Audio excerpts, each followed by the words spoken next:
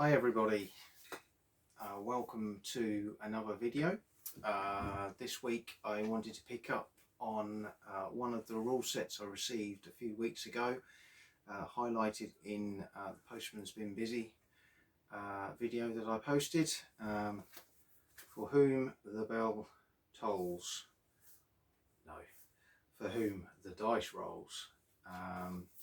These are tabletop wargame rules for brigade and divisional level actions in the Spanish Civil War, produced by Graham Evans, Wargaming for Grown-Ups Publications. And I just wanted to make a few comments from my initial observations of the book, which I purchased through Amazon. I believe he has published it through them along with a number of other publications. And I just wanted to share, as I say, my initial observations, having had a good read through. Unfortunately at this stage I haven't got any Spanish Civil War miniatures, but it's certainly a project on the horizon now for me, and possibly start collecting some forces to give these rules a play. So just wanted to give a brief overview of the book. First of all, the layout, 95 pages. It's available in soft or hardback formats. I'm not sure off the top of my head whether it's available in Kindle, but I went softback again for ease of opening up on the Wargames table.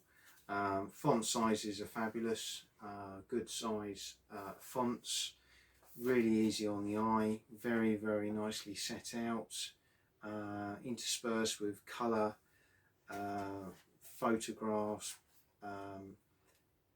pictures, line drawings, bold text. Love the style of the old Commando comics, which is used for a lot of the visuals. Very nice, lovely formatting. It's a very high quality publication. Other things which for me are really important and something I always look at with Wargames rules are there are an in-depth contents and index pages, so you're not leafing around trying to find things. It's very easy, particularly the index is very detailed. And there's a 2-page quick reference sheet at the back as well. So again, I'm sure you'll be referring more to that than the rule book once you get into the game itself. The rules themselves probably cover around 80 pages.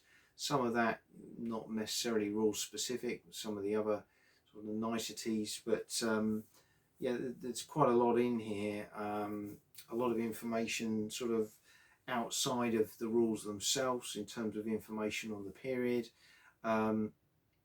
There's even what they call an alphabet soup in there, so a sort of a glossary really covering some of the jargon, some of the terms, unit designations, etc., what they meant, the different factions, just giving you a little bit more information. Particularly good that for a newbie to the period who needs to understand a little bit more. I really like that, really nice touch by Graham. And he also puts at the back of the book several pages covering resources, both in terms of books, manufacturers, figures. Again, there's a lot of information in there which will enable you to go off and do your own research and find out the information you want for your chosen area that you want to focus on. Examples of play are excellent. I think most rules of the modern period you'd expect to see either playbooks, I think they call them sometimes living rules, or examples of play. For me, the examples of play are fantastic. Again, they're in this Commando comic kind of style, but it really helps you know, to understand the different mechanics that you're dealing with. I'm just going to scroll forward, for example, armor combat there. So visually, really easy on the eye. I'm a visual person, so I learn games through playing and visuals. I think he's put a lot of thought into that in the presentation of the book, and yeah, that's a really well covered element. Other things that he provides are about 16 pages of Orbats, or overviews of organisations that took part in the conflict, as opposed to specific army lists. What it does is again give you flavours of the kind of organisations that were there, the typical troop types that were in those organisations, and then you can build your own army list from that as a structure to work with. Really, again, really nicely done, nicely presented, lots of information in there. Yeah, very, very well covered. As are other elements within the rules, such as on and off table supports, reinforcements. There's air combat, aircraft in there. There's armour combat. There's cavalry combat. This period encompasses all those elements, so it has a lot to offer. And Graham has obviously spent a long time play testing and working through these rules over a number of years to sort of cover all of those bases. Okay, so one of the things that I particularly look for when purchasing rules or looking to buy rules are the elements of friction. And again, this is something that's become more prevalent in rule sets over the last 5 years or so. Not being able to do everything we want to do during a game, that kind of fog of war, that element of friction, rather than the I go, you go kind of fairly standard rules approach of the past. And Graham, I think, has encompassed a really nice mechanic here. So he uses playing cards with the suits representing units that you can activate. You get dealt a number of cards representative of your units at the beginning of the game, and then you can use those cards to activate those units. So one card activates one unit. Now a unit can activate up to 3 times in a turn for the cost of 3 cards if you've got the right suits. And what this means is that if you want to do things with particular units, you might not be able to then do that with other units. So you get this nice balance between what you want to do and what you can do. And as the game goes on, it looks like you'll get a degree of additional cards added into the deck.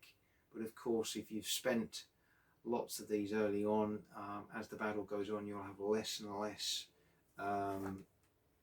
supply, so to speak, of activation cards available, and that will add more friction into the game as units obviously become fatigued, exhausted, battle weary, morale state reduces, etc, etc. So I think that's a really clever mechanic. I'm looking forward to running that out on the table, because I think that's going to work really, really well. The scale of the game is really geared towards 6, 10 or 15 mil. Some lovely pictures of Peter Pig models in here. So I'd assume Graham's probably gone more down the 15 mil route himself, but it scales really well. There's again overview of basing and things like that in there as well, but I would think it's fairly agnostic from that point of view. As long as everyone's using the same basing system, again, I can't see that being a problem. For me, I think it would be 10 or 15 mil. I'm thinking of Pendraken and Peter Pig's ranges are particularly good in this period, so I think that would be an area that I would be looking at when building my own force. So overall, massively impressed with what I've seen in this publication. Support wise, again, Graham really good from that point of view. He's got his own blog that he's been running for many years. He's published many other publications under this Wargaming for Grown-Ups, covering some quite niche periods of history. Again, these are all available through the same provider, but imagine if the layout is similar, that they're going to be very, very good quality publications. He's got an email contact in the back, and he's also got his own Facebook group, so lots of support available there. He's also published a game and some other documents through the Northampton Battlefield Society, and being involved with Battlefields Trust. I think that's really good to try and join the hobby together with the trust itself and the work that they do. So I'd encourage you to go and have a look at the Northamptonshire Battlefield Society website or the Battlefields Trust site, because again there's lots of information on there regarding conflicts, obviously more UK based from that point of view. So overall, a massive thumbs up. I think this is a cracking set of rules. I'm really looking forward to getting it out on the table and playing it. I think it's going to play really well, but of course I've got to acquire the appropriate lead mounting and paint those up first. So that's something in the near future, a new project for me maybe. At the moment I've got some other things I need to clear on the painting table first, but this certainly will be in the queue. A really underappreciated period in wargaming circles. You don't see it at shows very often. There's a few rule sets and a few books out there, but it deserves much more attention to what it gets, because it's got a multitude of unit types, uniforms, tactics are very interesting as well. It was the forerunner to what then moved into World War II a few years later, so a lot of these armies in here will be familiar to people, a lot of them won't be.